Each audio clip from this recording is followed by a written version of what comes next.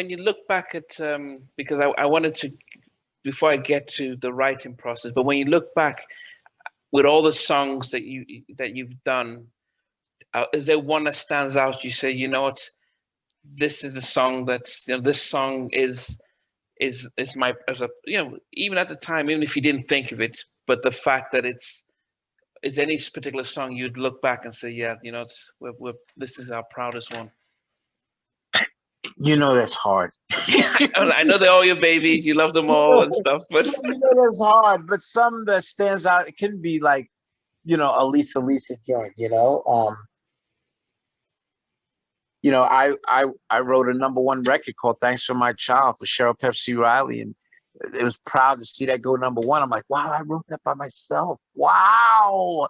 So those are some. Oh, and I gotta say, of course, when we did the Naughty Girl, Samantha Fox, the records we did with her, like Naughty Girls Need Love Too, which was top 10 record, and I Want to Have Some Fun, which I think was the first commercial house record, really, to be on the charts.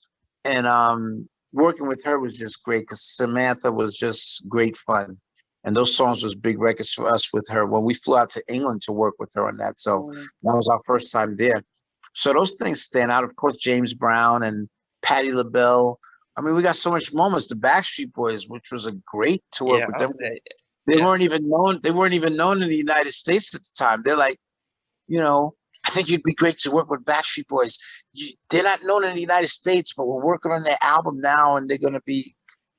And it's huge. When I went back, and Baby Jerry said, "Lou, I got an idea for the Backstreet Boys," and then Jerry started singing. But my love is all I have to give. Without you, I don't think I can live. Da, da, da, da, da. I said, Jerry, that's a fucking smash. And I kissed him on his cheek, and he punched me. And the rest is history. Woo! Now, splitting up money for that song and for that album, it was fantastic. Worldwide. I mean, you guys did something really unique in those early days, working with, and I think a lot of artists are doing that now in Korea. They're going to work with the K-pop groups because they're selling records and stuff. But back in those days, I mean, the group like Backstreet Boys, I would say that even though, and by this time I'm living in LA when they came out, and and I actually got into Backstreet Boys. I mean, they they were cool. I think even if you're into R&B, you could still say, yeah, the Backstreet Boys aren't too bad because they had some good melodies, they had some good tracks, and they weren't trying to be. It wasn't New Kids on the Block who at the time seemed like they were competing with New Edition. They were different from our R&B groups, and they were separate, but they were accessible. Even as a black person, I took their music and enjoyed it and stuff. And maybe it's because you guys worked with them that you kind of gave them a road that we could take it without feeling like we're selling out and stuff. What was it for you? Yeah. Well, yeah. When we worked with them, and then from them led us to work with Justin Timberlake and NSYNC and Britney and LFO as well. And like it was a time where we was just working with. We were like, full force love white people.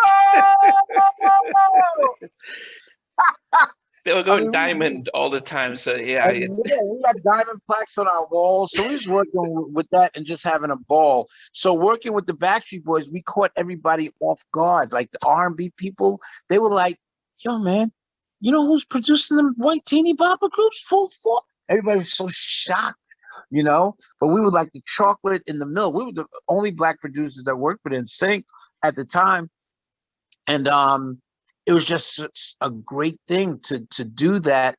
And I remember when because we did another song with the Backstreet Boys called My Heart Stays With You, but All I Have to Give was the biggest one we've done with them.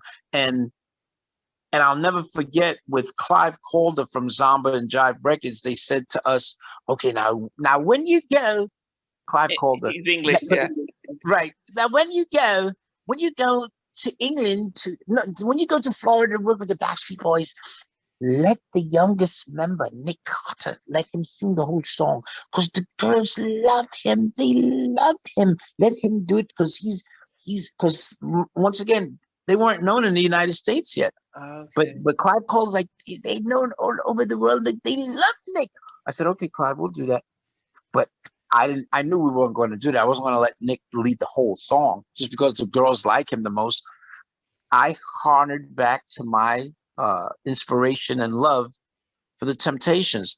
If you know the Temptations, they had different lead singers, and sometimes in one song, they each sing in parts. Yeah. So I wanted to bring that to the Backstreet Boys, but then when I got there, I found out that only three of them really sang leads. That was Nick Carter, AJ McLean, and Brian Littrell. Oh, yeah, Brian, the main vocal, yeah. Right. They were the lead singers. So I said, okay, for this song, the way we arranged it, I see one person sing in the beginning, then the other person sing another like lead vocal part. I don't know if you do, but I'll be there to make you happy. I don't have a fancy car. You have walked 1,000 miles. Then the other guy, which would have been, first was Nick, then I had Brian. I don't care if he buys you nice things. Does his gifts come from the heart? Then Brian, and then the hook. But my love is all I. So I got the two.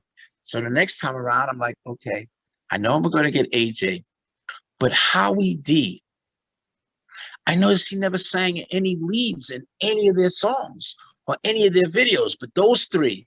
So I brought Howie to this. No, I spoke to AJ. I said, yo, AJ and Brian Littrell. I said, yo, how comes Howie don't sing any leads in any of y'all songs? No, he's just background, man. He's just background vocals. That's it. He's just a background singer, just background vocals. You know, no leads for him. I'm like, really? Yeah. You don't do that. I'm like, okay. So then I took Howie to the side and said, Howie, how come you don't sing any leads? I mean, you got a nice voice. I mean, how come you don't sing leads? He's like, I don't know. I said, you don't know? Well, guess what, brother? This is going to be your first lead vocal on this song that Full Force is producing. What? He was so stunned. I said, yeah, it's going to be your first one, man. And that's how it's going to be. And Howie, to this day, this song was done, came out in 1996, 1997. Yeah. Me and Howie still like this to this day. He's forever indebted to me for giving him a shot. And he's such a great guy. And we still, that turned his musical life around, because then after that, he was able to do lead vocals on the Backstreet Boys songs and album. And I'll never forget when he was in the studio doing his part, the first time in their career, because they've been working together for so long. And as he's singing, AJ comes in there like, whoa, Howie's in there. Because I didn't tell the guys I was going to give Howie a vocal. And AJ's there, and Howie's doing his lead vocal part. My brother Paul Anthony and baby Jerry is vocal coaching him, but I arrange who sings what and who sings where. And then after he says to Howie, he said, hey, Howie, wow, man, now you got a personality. That's so funny. Wow. And he did it. And let me tell you, man, to see him in the video with his heart, he came out there. That meant a lot to me. That was big for me because I love giving people chances. And I'll never forget on MTV, whenever they do it, the countdown. And that was produced by Full Force. I'm like, man, this song is in the countdown all the time, MTV. And then when the Backstreet Boys came to MTV, I forgot the show that it was. Carson Daly hosted it. But they came to perform live. And they sang All I Have to Give. They're sitting on stools. And right when, and you see all the white girls singing our song. I'm like, wow, they're singing our song. And then Howie, at the end of the song, Howie says, shout out to Full Force and Bow-Legged Lou. I said, oh, right. That's so cool. I got that on video. I was so cool of him, you know. And it got so crazy that when we would go to their concerts, I'm like, this is ridiculous. And I remember one time me and Paul, my brother Paul Anthony from Full Force, we was in the lobby And as the Backstreet Boys was getting ready to come on stage, because we was in the lobby basically, and the Backstreet Boys was getting ready to come on stage, you hear everybody screaming. My brother Paul goes, "Hey Lou, come on, we're getting ready to go on." I'm like, "We're getting ready to go on." You mean the Backstreet Boys ready to go on? Hilarious. I mean, did he get any? Did the other guys say, "Well, what's Howie singing?" Or were they supportive? Because I know you, Brian, you said that they were saying, "No, he doesn't sing background." But when you put him on, what was the take? They was very supportive. Why? Because we were supportive, and it was our song, and we said, "This is how it's going to go." And I just had fun. All right, Nick, you open up, just like the company said. Brian second, and then I did a little middle part. Over you. I even had Kev do a little bass part in there, and they supported him. They supported him all the way. So it was just a great moment and exciting, and just, I mean, Howie invited me to his house for dinner. I'm there at dinner with the family, and then I said, "Howie, is this the first time you've had a black guy over for dinner?" And he started laughing, and then he said, "Yeah." I'm like, wow. And it's so funny. And then when he got married, like years later, I was there at his wedding, and I sang at his wedding, and I did a poem dedicated to them. And I'm like, "Yeah, man, I'll never forget when Howie, because I gave him a lead vocal to do All I Have to Give, he invited me to dinner." And I was like, "Howie, am I the first black guy there?" And he said, "Yeah." And I'm like, "And here I am at this wedding, and just like the dinner, I'm the only black guy here at this wedding." It's hilarious. It was funny. Were you surprised how big they blew up? Oh my God. I mean, remember, the record company already told me that it was huge overseas. So then, yeah, when we did our homework, I'm like, wow, they are huge. But working with them in Orlando, Florida, they were not known at all. I remember Brian Littell says, "Yeah, man, we can't walk the streets overseas in England, Australia, Germany, Holland. No way, we can't walk the streets." But in their own hometown, Orlando, the States, they could walk anywhere they want because nobody knew them. And he said, "That's what I really want, man. I want to be able to be known here in my own hometown." I'll never forget that. And they blew up huge in the United States. And I was like, wow, and we're part of that, So Yeah. incredible. Yeah, because what happens here in the UK, back in those days, we had pop idols, and then we had take that. So the boy bands, the white boy bands were big, and so it was quite easy to bring them in. They hadn't yet crossed, because after New Kids on the Block, there was a low, and it became more the R&B stuff, and the 90s was such a great time for black music, but also for it's hard. I won't call NSYNC pop because it pop. It did, but it was sort of a crossover kind of a blend of music, because you had a lot of really good. In fact, I actually listened to a lot of the white NSYNC, Backstreet Boys, Britney, a lot of the Orlando, Florida sort of imports and stuff, and as well as So crazy. It was so crazy because there we were, like the only black people the only black producers at that time in the studio, working with Backstreet Boys, NSYNC, because they were signed to the same company, and with Justin Timberlake, who used to emulate and do Usher dances because he loved black music so much. I mean, he did the beatbox, everything. And they were big fans of House Party, the movie that the three of us appeared in as the bullies, chasing Kid and Play. They loved that. And we would be like the only blacks there at the compound, because that's where we'd go to work with them. And as we're the only black people there at the compound working with them, whenever another black person like walked in there, we would huddle amongst ourselves. Who the hell's that? Was Jerry Wright there? Is it Jeffrey Wright? I can't remember. Their manager. Johnny Wright. Johnny Wright. Was he? Johnny Wright was there because he was just a manager, but Johnny Wright managed both of them actually. Oh yes, That became a conflict of interest where he had to give up one, and he gave up the Backstreet Boys, and he's still Justin Timberlake's manager to this day.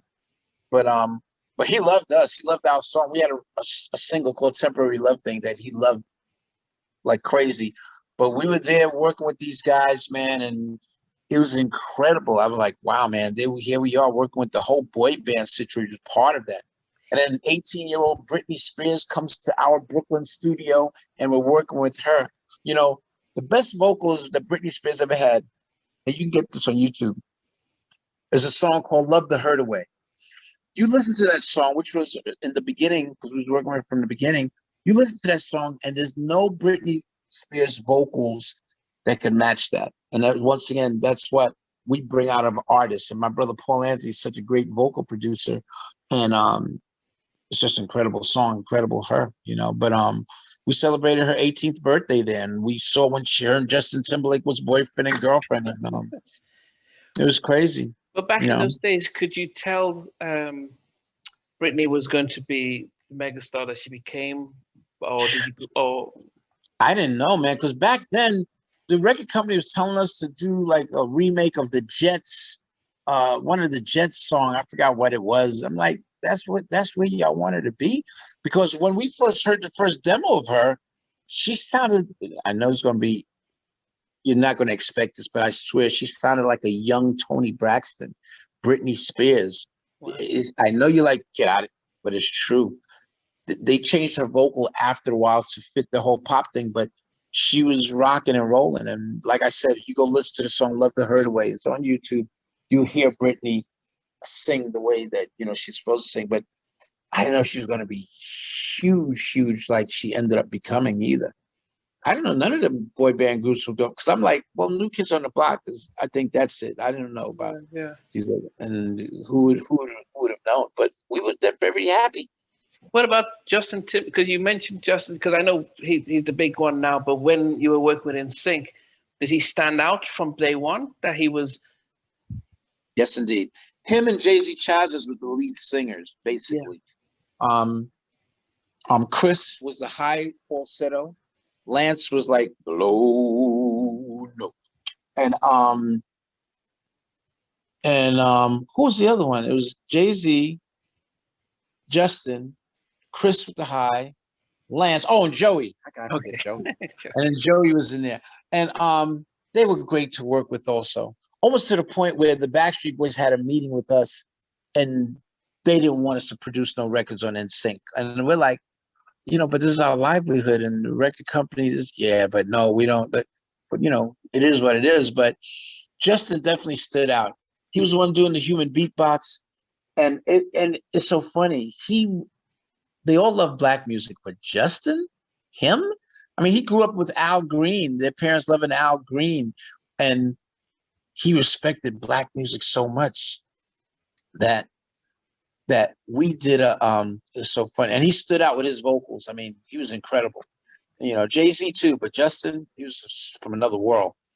But the crazy thing about it, just to show you his love for black music and how he wanted to be accepted by black music, which he ended up being accepted at the time. And because I remember he even won the Soul Train Award for best R&B vocalist. How crazy is that? I knew that was his dream come true, because I'll never forget when we did an article for Vibe magazine, which is a urban magazine. It's a black magazine, Yeah, Vibe. right. Yeah. And we was like the cover story about, wow, Full Force producing these pop acts, Britney, Justin Timberlake, Backstreet Boys, LFO. And in the article, Baby Jerry mentions this one thing about Justin because of Black Magazine. He says, yeah, man, you walk to the Florida, you walk to the compound, and there you see this white kid named Justin Timberlake doing the human beatbox and singing Brian McKnight songs. He loved black music. And then, now it was a big article, but just that sentence alone, when we went back to the compound, Justin is like, where's Jerry? Where's Jerry? Where's Jerry? Where's Jerry? Where's Jerry? Jerry, thank you. Oh, what you said in the magazine. Oh my God, thank you. I'm like, just that? I mean, it's a whole big article. Just, yeah, but Jerry, what you said. Oh, Jerry. That was like his acceptance being in a black magazine and Jerry saying that to him, you know. So he always respected black music. And yeah, he was dope vocalists, you know, still to this day. And it was great working with NSYNC too. They were a little bit more. Backstreet Boys was great. Justin and NSYNC was great too. Both of them the same thing, but they was a little bit more hyper energy with NSYNC than Backstreet. But they both was great onto themselves, you know. Well, was there conflict then? Because if you worked with both, did you then see Backstreet Boys saying we can't work with you guys anymore because, or what was the case? They just told us don't work with NSYNC anymore. we couldn't.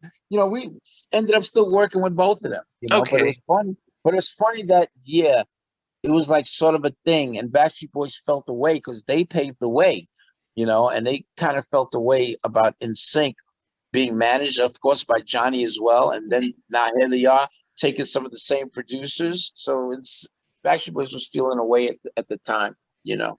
Yeah, and it was strange because they might have been five white guys on both sides, but they did look different. One looked a little bit.